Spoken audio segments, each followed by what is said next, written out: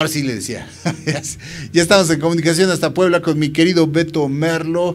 Quedó pendiente su sección. Ayer pues le salió un asunto de trabajo. Ya sabe que pues nos brindan amablemente su tiempo y atención, y también nosotros somos flexibles cuando pues de plano no se puede. Pero ya está aquí mi querido Beto y darnos, desde luego, brindarnos su siempre interesante análisis pues de lo que viene ya en lo político. Les decíamos más temprano, hay muchos temas ahorita que hierven, como el asunto del fin de semana de la nueva legislatura, ayer el mensaje de Peña Nieto y todo lo que hay en torno a esto. ¿Cómo estás, mi querido Beto? Qué gusto saludarte y escucharte. Buenos días, Jorge, ¿qué tal? Como siempre, con mucho gusto el poder compartir con ustedes pues algunas impresiones, sobre todo pues de lo que está pasando ahorita en el Poder Legislativo, en el Congreso General del país, sí, en parte el tema del informe, pero también, híjole, han pasado, hay un par de cosillas que me parece muy importante destacar, sobre todo porque, bueno, pues creo que han sido unas pequeñas muestras de lo que serán el resto de esta legislatura, que comienza tanto en Cámara de Diputados como en Cámara de Senadores, pero pues bueno, vámonos poco a poco. Pues viene, mi Beto, ahora sí que desembucha. ¿Qué es lo que ves por ahí? ¿Qué es lo que entreves que va a ser la 64 legislatura del H Congreso de la Unión? Yo creo que eso de H va a ser más, la H va a ser más muda que nunca, por lo que veo. ¿Tú cómo la ves? Muchas aristas que discutir. Lo primero, y que en realidad me parece que es lo único que merece hacer mención del informe presidencial, que en este caso pues ya es el sexto y el último afortunadamente, pues es que el modelo, el formato sigue presentándose de una manera bastante cuadrada. Es realmente más un acto protocolario que un verdadero ejercicio de rendición de cuentas. Y me parece que pues el balance de lo que cuesta, por ejemplo, en términos de gasto económico, la promoción y difusión del informe de gobierno contra pues la rentabilidad democrática, por así decirlo, que esto pueda tener para la sociedad en general, pues nos deja un saldo completamente negativo, ¿no? Este saldo entre costo-beneficio. Eso respecto al informe, y que va hilado justamente pues a esto que te comentaba, que debe de Poder Legislativo. Recuerdo que en la sesión del inicio del periodo de sesiones, valga la redundancia, del Congreso de la Unión, se suscitó algo, pues la verdad para mí lamentable, y que está relacionado con Emilio Álvarez y Casa. Recordemos que Emilio Álvarez y Casa fue secretario de la Comisión Interamericana de Derechos Humanos, así como pues de múltiples organismos, encuentros, espacios e instituciones que se dedican a la promoción de los derechos humanos a nivel nacional y sobre todo pues internacional, ¿no? Emilio Álvarez y Casa, recordemos, fue electo senador a través de un acuerdo por parte de su grupo o movimiento político llamado ahora con la coalición de Por México al Frente, en su momento pues encabezada por Ricardo Anaya. Dichos acuerdos se hicieron públicos y siguen de hecho disponibles a través de un sitio web en el cual cualquier persona pues puede consultarlos. ¿Por qué menciono esto? Porque bueno, hace unos días Emilio Álvarez y Casa decidió separarse, o más bien no integrarse al grupo parlamentario integrado justamente por esta coalición, ni de ningún otro partido político, para permanecer como un legislador, como digamos sin partido, no independiente, porque hay un tema también conceptual que hay que diferenciar, pero sí por lo menos sin partido, igual que los otros legisladores que formaron parte de este acuerdo entre ahora y Por México al Frente. Entonces, pues lamentablemente, Porfirio Muñoz Ledo, una persona que académicamente y que políticamente ha tenido un oficio ejemplar. Orden del día, 29 de agosto del 2018. Informe. Error, me parece por ahí, aunque tampoco es tan pequeño. Cuando le negó la palabra, o el uso de la palabra a Emilio Álvarez y Casa, justamente pues haciendo alusiones a la manera en la que llegó a ostentar este cargo de representación popular, y a que justamente por ser senador sin partido más no independiente, que en realidad la diferencia es una cuestión procedimental y nada más, no se le otorgaba el uso de la palabra. Aquí hay un tema muy importante y que quisiera poner sobre la mesa, que también tiene que ver mucho con los retos de las formas de representación política y popular que están completamente por fuera de los partidos políticos o parcialmente también, como es el caso de Emilio Álvarez y Casa. Consulté, obviamente, la ley orgánica del Congreso General de los Estados Unidos Mexicanos, así como el reglamento interior del Congreso. Hay que decir, por un lado, es cierto, porque gran parte de la discusión se centró por un lado en la cuestión normativa y por otro lado en temas pues ya más de valoraciones personales y apreciaciones subjetivas. Pero en cuanto a la cuestión reglamentaria, encontré que por lo menos múltiples artículos de estos de estos ordenamientos sí contemplan en su momento la figura no solamente del legislador o la legisladora independiente, pero también reconocen la figura del legislador sin partido. Es decir, por ahí la cuestión lingüística, la cuestión del léxico, estas normas han dado pues pauta a una confusión en donde justamente se abre este margen de interpretación y pues muchísima discrecionalidad para poder decidir, por ejemplo en este caso, darle la palabra a un legislador sin partido como lo es Emilio Álvarez y Casa, que además no es un tema nuevo, que no es un tema improvisado, fue parte de los propios acuerdos que realizó en su momento y con mucha antelación con esta coalición.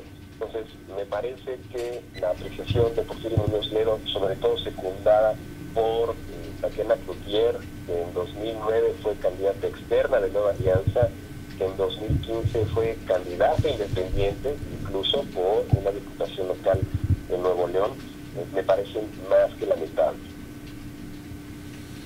Así es, mi querido. Sí desconcierta un poco, a muchas personas que han seguido la trayectoria de Emilio Álvarez y Casa, el cómo primero, pues de proyectarse como uno de los posibles aspirantes a la presidencia por la vía independiente, después se baja, dice que no le quiere hacer el juego al PRI, y después se suma a la coalición para llegar finalmente por su lado desligado, al igual que las candidaturas que le cedieron para los integrantes del movimiento ahora. Entonces la aparición ahí en la sesión de instalación de Congreso General, pues sí, era descalificada por muchos, lo cual pues en los hechos no debería de ser para ninguno, ¿no? Para empezar, y enseguida sí ver qué papel va a poder jugar él desde esa posición en el Congreso. ¿A ti qué te parece que puede impactar el papel de Emilio Álvarez y Casa? No sé, se me hace a mí, perdóname la ignorancia, la confieso, un poco indefinida su postura. Bueno, dos cosas y dos apuntes al respecto. El primero es que a mí no me corresponde, por así decirlo, digamos, defender la posición de Emilio Álvarez y Casa, pero sí como observador y sobre todo pues, sí, claro.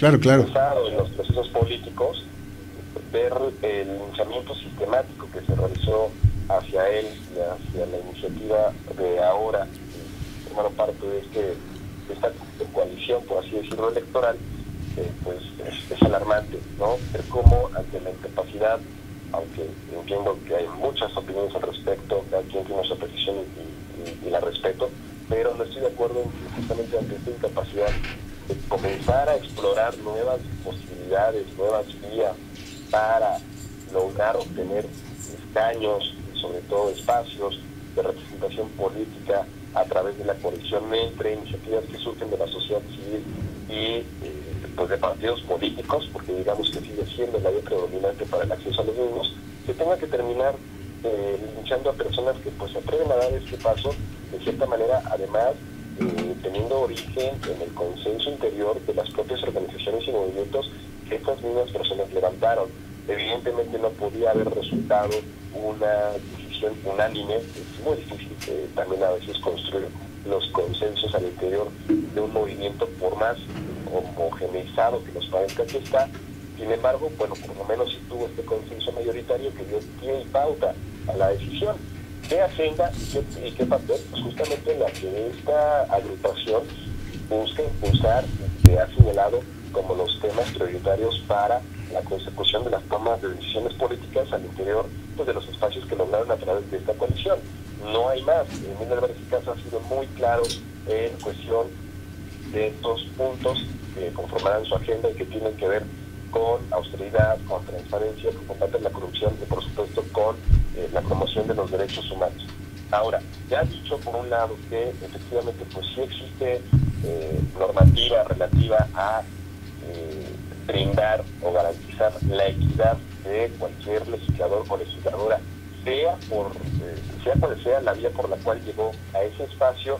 También hay que tomar en cuenta pues algunas consideraciones que se dieron en el debate y que pues sí, digamos, forman más parte de esta cuestión subjetiva, pero pues creo que también hay que matizar, ¿no? Por ejemplo, a mí lo personal me parece que aun cuando esta normatividad sea un poco confusa o de margen a esta discrecionalidad personal, también me parece muy antidemocrático que, aunque ya haya existido, por ejemplo, un legislador federal independiente, como le fue el caso de Manuel Cloutier, y que en su momento sí se le dio el uso de la palabra al inicio del periodo de sesiones, por acuerdo con Marco Cortés, legislador del PAN, que en su momento fue el presidente de la mesa directiva, incluso también ante la llegada de candidaturas externas o ciudadanas, como les quieran llamar, o de este tipo de coaliciones parlamentarias entre partidos y legisladores sin partido, pues el control político del Congreso sigue siendo exclusivo de los partidos y me parece un error que ante la ausencia de claridad en esta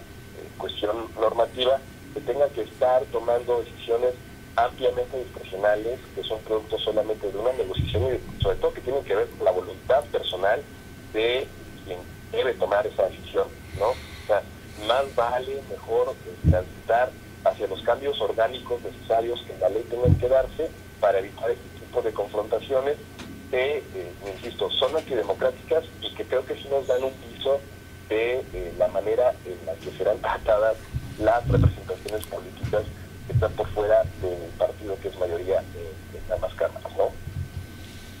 Muy bien, Beto. Y con respecto a la bancada mayoritaria en ambas cámaras, ¿qué me puedes decir, mi Beto? Perdón, ¿me repites si es tan amable? Sí, decía, con respecto al talante y a la postura que han venido tomando. Hoy es ya la primera sesión normal, ¿no?, del nuevo Congreso. Se anticipa que se van a presentar ahí algunas iniciativas, como justamente la comprometida, que es la eliminación del fuero. Pero ¿cómo ves el comportamiento de estos legisladores que vienen de ser más que legisladores activistas y que siguen llevando y exhibiendo ese comportamiento en ambas cámaras del Congreso? ¿Será el talante, el tono de toda esta legislatura, mi Beto, o cómo lo ves tú? No sé si te refieres específicamente a personas que accedieron a cargos de representación popular por un partido, pero que son de la sociedad civil, o a qué tipo de legisladores específicamente. No, a la nueva mayoría, es decir, a los legisladores de Morena que controlan ambas cámaras, específicamente a ellos, y que, exhiben un comportamiento como si siguieran siendo oposición, ¿no? No tienen un comportamiento, digamos, institucional que podría esperarse de una bancada que hoy ya es un partido en el poder, y que sí, si veíamos ahí el comportamiento de Gerardo Fernández Noroña haciendo irigotes ahí a la entrada del mensaje del presidente, o sea, siguen en las mismas actitudes, vaya, que estamos viendo, llevaron también a esa primera sesión del Congreso, donde no dejaban intervenir a los oradores de partidos opuestos, y decíamos aquí, son legisladores y son parlamentarios, más allá de que estés o no de acuerdo con lo que quiere decir el otro, pues tienes que dejarlo hablar, ¿no? Entonces, preocupa, al menos aquí en lo personal preocupa, este tono y esta actitud que adopta esta bancada mayoritaria, mi Beto? Bueno, yo creo que el hecho de ser mayoría conlleva también una enorme responsabilidad democrática, no solamente, digamos, la cuestión formal, digamos, estrictamente sí hablando de lo que es la forma, ¿no? Es decir, tener el 50% o casi la mayoría absoluta de una cámara u otra. Esto tendría que verse acompañado también con no un cambio tal cual, pero sí la presentación de actitudes que tiendan justamente a cerrar o terminar con los vicios que se han visto en las legislaturas anteriores y que han estado, bueno, pues predominantemente conformadas por partidos que hoy son oposición como PRI, PAN e incluso el PRD. Insisto, yo creo que esta legislatura tendría que comenzar a articular por democratizar su funcionamiento, democratizar sus formas, democratizar la manera en la que los propios legisladores y legisladoras interactúan entre ellos, ahora ya siendo, digamos, partido en el gobierno, ¿no? Por ahí comentaba Ricardo Monreal que pues Morena tiene el reto de ser una mayoría responsable. Yo creo que, bueno, pues al momento con estos pequeños visos que estamos viendo, que tampoco me rango las lecturas, que tampoco puedo generalizar el comportamiento de todos los legisladores o legisladoras, y mucho menos generalizar el comportamiento del resto del periodo en ambas cámaras, pues creo que sí es algo importante de destacar. O sea, incluso, pues digamos, viéndolo desde el punto de vista preventivo, ¿no? O sea, creo que sí hay que tomar medidas al respecto, como ya lo dije, estos cambios de tiempos y sobre todo el reconocimiento de lo que son las nuevas posibilidades de representación política, tanto en campañas como en el ejercicio de cualquier cargo, tendrían que estar pues acompañadas de algunas adecuaciones normativas para que se pueda garantizar de manera sustantiva el adecuado desempeño de las funciones de estas personas. Eso es un gran reto para el sistema político mexicano, que la legislatura debe tomar en cuenta, la legislatura que acaba de comenzar, y pues nos damos cuenta que a los partidos les cuesta mucho entender el actuar político fuera de ellos, ¿no? O en algunos matices. Por ejemplo, recordemos también el caso de Pedro Kumamoto, cuando resultó electo en el Congreso de Jalisco. Ningún reglamento y la propia ley orgánica local tampoco reconoció la figura del diputado o diputada independiente, y se tuvo que hacer todo un movimiento para lograr una negociación que pudiera desviar en la modificación de estas reglas para que se le diera la equidad, la igualdad legislativa a Pedro frente pues a los legisladores y legisladoras de partidos políticos, incluso para cosas tan burdas o tan básicas y esenciales como la conformación de la mesa directiva de la Junta de Gobierno y Coordinación Política, que son, digamos, los dos entes o cabezas del Poder Legislativo local o del Congreso General de la Unión, incluso poder presidir una simple comisión, ¿no? Porque en ese caso, entonces, en caso contrario, se estaría coartando la función y las atribuciones que un legislador tiene respecto a cualquier otro. Entonces, creo también que en un ejercicio de congruencia, si esto no pasara, porque si estas adecuaciones no vinieran, si la nueva legislatura no estuviera dispuesta a reconocer las nuevas disposiciones que creo que se tendrían que generar para dar esta igualdad entre todas las legisladoras y legisladores, pues también que los cuadros más importantes y llegados a AMLO, que fueron electos en el poder legislativo por medio de otros partidos, aunque de la misma coalición, pues se les pida a hablar en nombre de los partidos que los postularon, ¿no? Porque evidentemente, pues en un ejercicio de tratar de quedar bien y consensuar con todos los grupos al interior de Morena, estos cuadros que son muy allegados a AMLO, como lo es el caso de Mario Delgado, como lo es el caso de Zoe Robledo, por ejemplo, tendrían que hablar a nombre de los partidos por los cuales se les acomodó en el poder legislativo. Yo creo que eso es algo de lo que esta legislatura mayoritaria de Morena está perdiendo de vista. Insisto, no digo que sea un acabose para la democracia, pero creo que sí sería bueno tratar de corregir los vicios de origen y sobre todo desde el principio del ejercicio de sus funciones. Así es, mi querido Beto, pues es lo que esperaríamos todos, un comportamiento con altura de miras, una convivencia civilizada en el Congreso, porque también he escuchado por ahí, no, pues es que es natural que se desaten las pasiones, así que así es, ¿no? El talante en el legislativo. no debería de ser, ¿no? Yo entiendo que pueda llegar a haber discusiones apasionadas, pero ya hacer de eso una romería en cada sesión, pues creo que no abona al avance ni a la discusión de las cosas, ¿no, mi Beto? Tiene que haber tolerancia, más que nada, de los hoy ganadores, ¿no? A escuchar a las diferencias, aunque no estén de acuerdo con ellas, o las quieran descalificar, precisamente tendrán el turno cuando se les dé el uso de la palabra, y no a gritos, pancartas, tomas de tribuna, y a todo lo que nos tienen acostumbrados nuestros ínclitos legisladores en este país, ¿no, mi Beto? Totalmente de acuerdo, y no perdamos de perspectiva y de vista que pues sí pueden existir minorías que a lo mejor no promueven iniciativas de carácter democrático, ¿no? Ahora le toca a los partidos políticos que han hecho este país un caos ceder ese espacio histórico a otro partido político. Sin embargo, bueno, en el caso de estas voces minoritarias, como lo son los legisladores de la iniciativa ahora, como Emilio Álvarez y Casa, pues tendrían que ser muy tomadas en cuenta y sobre todo tratadas con respeto institucional, más allá de si está pendiente por ahí una reforma para que ya no haya margen de interpretación y que quede todo perfectamente claro en procedimientos predeterminados. Yo creo que eso es lo más importante y el reto que al inicio de estas primeras semanas tendrá que abordar la presente legislatura.